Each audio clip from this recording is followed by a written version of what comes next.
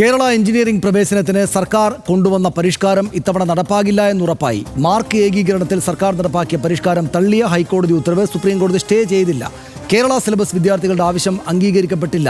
ഹൈക്കോടതി ഉത്തരവിനെതിരെ appeal file ചെയ്യുന്നില്ല എന്നും സംസ്ഥാന സർക്കാരും സുപ്രീംകോടതിയിൽ അറിയിച്ചു. ഫലത്തിൽ കേരള സിലബസിൽ നല്ല മാർക്ക് വാങ്ങി പാസ്സായ ഒരുപിടി വിദ്യാർത്ഥികൾക്ക് ഈ സാഹചര്യം തിരിച്ചടിയാകും. RDX ആപ്പിലേക്ക് കീം പരീക്ഷയുടെ റാങ്ക് പട്ടിക റദ്ദാക്കിയ ഹൈക്കോടതി ഡിവിഷൻ ബെഞ്ച് വിധിക്കെതിരെ സംസ്ഥാന സിലബസ് വിദ്യാർത്ഥികൾ നൽകിയ ഹർജിയാണ് സുപ്രീം കോടതി പരിഗണിച്ചത്. സർക്കാർ നടപ്പിലാക്കിയ ഫോർമുല നയപരമായ തീരുമാനമാണെന്നും ഹൈക്കോടതി ഇടപെടൽ ശരിയല്ലെന്നും 15 വിദ്യാർത്ഥികൾ നൽകിയ അപ്പീലിൽ പറഞ്ഞിരുന്നു.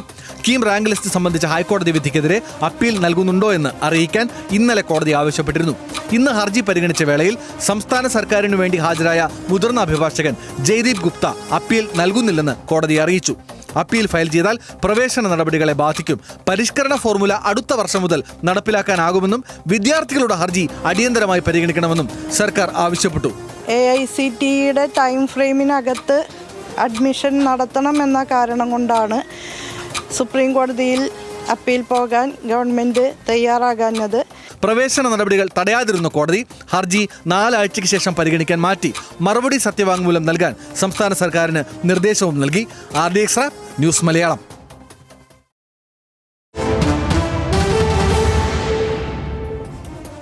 നമുക്ക് പരിശോധിക്കാം മറ്റ് വിശദാംശങ്ങൾ. റാങ്ക് പട്ടികയിലെ മാറ്റം എങ്ങനെയായിരുന്നു എന്ന് നമുക്ക് നോക്കാം. പരിഷ്കരിച്ച റാങ്ക് പട്ടികയിൽ കേരള സിലബസിൽ നിന്ന് ആകെ 47,175 പേരാണ് ഉണ്ടായിരുന്നത്. പരിഷ്കരിച്ച റാങ്ക് പട്ടികയിൽ CBSE സിലബസിൽ നിന്ന് ആകെ 12,284 പേരാണ് ഉണ്ടായിരുന്നത്. ലിസ്റ്റിലെ ആദ്യ 100-ൽ കേരള സിലബസിലെ 21 പേർ, ആദ്യ ലിസ്റ്റിൽ 43 പേരായിരുന്നു ഉണ്ടായിരുന്നത്. ലിസ്റ്റിലെ ആദ്യ 100-ൽ CBSE സിലബസിലെ 79 പേരാണ്, ആദ്യ ലിസ്റ്റിൽ ഇത് 57 പേരായിരുന്നു.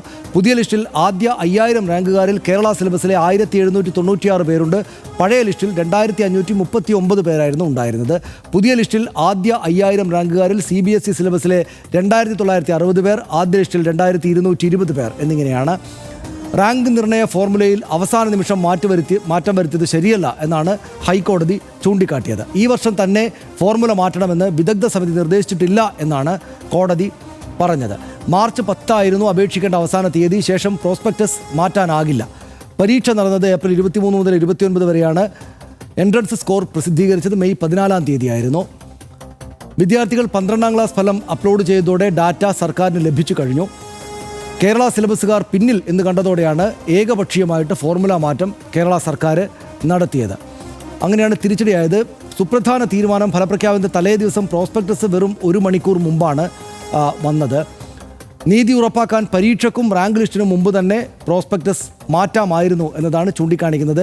വിദഗ്ധ സമിതിയുടെ ശുപാർശ ഫയൽ ജൂൺ 15 മുമ്പ് തന്നെ CM ഓഫീസിലെത്തി എന്ന് കാണുന്നു. ഭേദഗതി വരുത്താനുള്ള തീരുമാനമെടുത്തത് ജൂൺ 30 മന്ത്രിസഭാ യോഗത്തിൽ മാത്രമാണ് എന്നതാണ് പ്രധാനപ്പെട്ടൊരു പ്രശ്നമായത്. അവസാന നിമിഷത്തെ മാറ്റം തിരിച്ചടിയാകുമെന്ന് ക്യാബിനറ്റിൽ തന്നെ ചില മന്ത്രിമാരെങ്കിലും അഭിപ്രായം പറഞ്ഞിരുന്നു എന്നാണ് അറിയുന്നത്. വിദഗ്ധ സമിതി ഫോർമുല മാറ്റം നിർദ്ദേശിച്ചെങ്കിലും ഈ വർഷം നടപ്പാക്കണമെന്ന് പറഞ്ഞിരുന്നില്ല എന്നതാണ് ഒരു വിവരം. മാർക്ക് ഏകീകരണം ഇങ്ങനെയാണ്. കേരള സിലബസ് ഉയർന്ന മാർക്ക് 100 മറ്റ് ബോർഡുകളിൽ 95 എന്നാണെങ്കിൽ രണ്ടും 100 എന്ന് തന്നെയാണ് പരിഗണിക്കുക. അതിനനുസരിച്ച് മാനകീകരിക്കും. 95 ഉയർന്ന മാർക്കായ ബോർഡിലെ കുട്ടിക്ക് ലഭിച്ചത് 80 മാർക്കാണെങ്കിൽ ഇത് 100ലേക്ക് മാറ്റുകയാണ് ചെയ്യുക. 80/95 × 100 എന്ന ഫോർമുല ഉപയോഗിച്ചായിരിക്കും ഇത്. അതായത് മാർക്ക് 84.21 ആവുകയാണ് ചെയ്യുക. അത് അറിയുന്നവർക്ക് വിശദമായിട്ട് അറിയാം. 3 വിഷയങ്ങളുടെ മാർക്ക് ഇത്തരത്തിൽ ഏകീകരിച്ച് 300-ൽ കണക്കാക്കുകയാണ് ചെയ്യുക. 3 × 100 300-ൽ കണക്കാക്കുകയാണ് ചെയ്യുക. ശേഷം ഓരോ വിഷയത്തിനുമുള്ള മാർക്ക് 5.3.2 എന്ന അനുപാതത്തിൽ റാങ്ക് ലിസ്റ്റിനായി 532 എന്ന റാങ്ക് ലിസ്റ്റിനായി പരിഗണിക്കും. വെയിറ്റേജ് രീതി മാത്സ് 150, ഫിസിക്സ് 90, കെമിസ്ട്രി 60 ഇത് എൻട്രൻസ് മാർക്കിനൊപ്പം ചേർക്കുകയാണ് ചെയ്യുക. ഇത്രയുമാണ് അതിൻ്റെ വിശദാംശങ്ങൾ. എനിക്ക് തോന്നുന്നത് കുറേ കൂടെ കുട്ടികൾക്കൊക്കെ നന്നായിട്ട് അറിയാവുന്ന കാര്യമാണ് അതിൻ്റെ വിശദാംശങ്ങൾ. ഇപ്പോൾ ഇതിനകത്തുണ്ടായിരിക്കുന്നൊരു കാര്യം, ഇത് മാറ്റം വരുത്തിയത് സർക്കാരിൻ്റെ ഒരു നല്ല ആലോചന വെച്ചാണ്, ഉപദ്രവിക്കാൻ വേണ്ടിയിട്ടല്ല എന്ന കാര്യം വ്യക്തമാണ്. പക്ഷേ അത് വേണ്ടത്ര ഗൗരവത്തോടെയല്ല ചെയ്തത്. ഇത് നമ്മൾ നേരത്തെ വോട്ടർ പട്ടികയുടെ കാര്യം പറഞ്ഞതുപോലെ ചില കാര്യങ്ങൾ ചെയ്യാൻ അതിനുവേണ്ട സാവകാശവും സമയവും ഒക്കെ വേണമല്ലോ. അതിലേക്ക് സർക്കാരിൻ്റെ ശ്രദ്ധ പോയില്ല. സ്വാഭാവികമായിട്ടും കോടതിയിലും മറ്റും തിരിച്ചടി ഉണ്ടായി. അതുകൊണ്ട് കുട്ടികൾ പ്രയാസപ്പെടുന്ന നിലയുണ്ടായി. കുട്ടികളുടെ പ്രയാസം മാറ്റുകയായിരുന്നു ലക്ഷ്യമെങ്കിൽ കുട്ടികൾ കൂടുതലായിട്ട് പ്രയാസപ്പെടുന്ന നിലയുണ്ടായി എന്നതാണ് ഞാൻ കാണുന്നത്. അങ്ങനെയല്ലേ? തീർച്ചയായും. അതായത് കേരളത്തിൻ്റെ ഒരു പൊതു സാഹചര്യം കണക്കിലെടുത്ത് ഉള്ള ഒരു രീതിയല്ല കീം പരീക്ഷയിൽ ഇതുവരെ മാർക്ക് കണക്കാക്കി വന്ന ഫോർമുല എന്നതാണ് ഒരു പ്രധാനപ്പെട്ട കാരണം. ഇപ്പോൾ തമിഴ്നാട് ഇത് വിജയകരമായി മറികടന്നു, ഈ പ്രതിസന്ധിയെ മറികടന്ന സംസ്ഥാനമാണ്. അതായത് തുടർച്ചയായി നിരന്തരം ഈ കീം പരീക്ഷയിൽ തമിഴ്നാട് സിലബസിൽ പഠിക്കുന്ന വിദ്യാർത്ഥികൾ പരാജയപ്പെടുന്നു, പിന്തള്ളപ്പെടുന്നു, ആത്മഹത്യകൾ ഉണ്ടാകുന്നു കീം പരീക്ഷയുടെ പരീക്ഷയ്ക്ക് ശേഷം. അങ്ങനെയൊക്കെയുള്ള സംഗതി അതിങ്ങനെ തുടർച്ചയായി സംഭവിച്ചുകൊണ്ടിരുന്നപ്പോഴാണ് അവിടെ ഒരു മാറ്റം വരുത്തുന്നതിനുള്ള ആലോചന വരുന്നത്. അതിൻ്റെ ചൂട് പിടിച്ച് തന്നെയാണ് കേരളം ആ ആലോചനയിലേക്ക് പോയത്. പക്ഷേ പി കെ കുഞ്ഞാലിക്കുട്ടി പറഞ്ഞതാണ് അതിൻ്റെ കൃത്യം കാര്യം. കളി തുടങ്ങിയതിന് ശേഷം നിയമം മാറ്റിയാൽ ഇങ്ങനെയുള്ള പ്രശ്നങ്ങൾ ഉണ്ടാകും എന്ന് അദ്ദേഹം പറഞ്ഞത് ശരിയാണ്.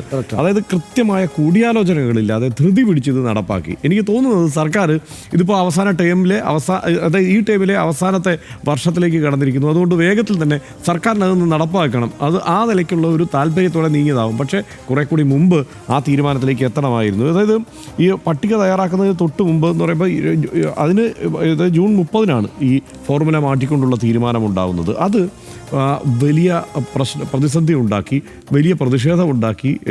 CBSE സിലബസിൽ നിന്നുള്ള ആളുകളുടെ പ്രതിഷേധം വേറൊരു തരത്തിൽ വന്നു. സർക്കാരിനുള്ളിൽ നിന്ന് തന്നെ മന്ത്രിസഭയ്ക്കകത്ത് തന്നെ വിമർശനം ഉണ്ടാകുന്ന സ്ഥിതി ഉണ്ടായി. പ്രതിപക്ഷത്തോടും പോലും ആലോചിച്ചില്ല എന്നുള്ള ആരോപണമുണ്ടായി.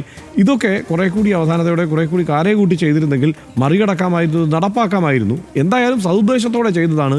പക്ഷേ അതിൻ്റെ സമയപരിധിയും കാലവും ഒക്കെ തെറ്റിപ്പോയി എന്നുള്ളതാണ് യഥാർത്ഥത്തിൽ സംഭവിച്ചത്. നിശ്ചയമായിട്ട് സർക്കാർ വിമർശനം അർഹിക്കുന്നുണ്ടെന്നാണ് എനിക്ക് തോന്നുന്നത്. ഇങ്ങനെ ചെയ്യാൻ പാടില്ല. കാരണം കുട്ടികളുടെ കാര്യമാണ്, കുറെ കൂടെ ഗൗരവത്തിലൊക്കെ സമയമെടുത്തൊക്കെ നീങ്ങേണ്ടത്. ഇത് സമ്മർദ്ദം ഒഴിവാക്കാനും കുട്ടികളുടെ ഒരു പ്രതിസന്ധി മറികടക്കാൻ കേരള സിലബസിൽ പഠിക്കുന്നവരെ ആ സങ്കീർണമായ മാനസികാവസ്ഥയിൽ നിന്ന് രക്ഷിക്കാനും ഒക്കെയാണ് ഈ ഇടപെടൽ നടത്തിയതെങ്കിൽ ഇതവർ കൂടുതൽ കുഴപ്പത്തിലേക്കാണ് പോയത്. പരിഷ്കരിച്ച കീം റാങ്ക് പട്ടികയിൽ ആദ്യ 100 റാങ്കിൽ 21 പേർ മാത്രമാണ് കേരള സിലബസിൽ പഠിച്ചത്.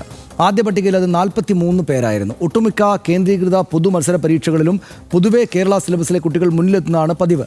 പക്ഷേ ഈ വന്ന ഗണ്യമായ കുറവ് കേരള സിലബസിൻ്റെ പ്രശ്നമോ അതിൽ പഠിച്ച കുട്ടികളുടെ മികവ് കുറവോ കൊണ്ടല്ല. 2 സ്കീമിലെയും മാർക്ക് ഏകീകരിച്ച ഫോർമുല അശാസ്ത്രീയമായി പോയി. മാർക്ക് ശാസ്ത്രീയമായി ഏകീകരിക്കേണ്ടത് തന്നെയാണ്. പക്ഷേ 11-ാം മണിക്കൂറിൽ തിരക്കിട്ടുണ്ടാക്കിയ ഫോർമുലയാണ് ഈ പ്രതിസന്ധി ഉണ്ടാക്കിയത്. ജൂൺ 15-ന് മുമ്പ് സർക്കാരിന് മുന്നിലെത്തിയ വിദഗ്ധ സമിതിയുടെ ശുപാർശയിൽ ഒരു തീരുമാനമെടുക്കാൻ ജൂൺ 30 വരെ കാത്തിരുന്നതിന് സർക്കാർ ഉത്തരം നൽകേണ്ടി വരും.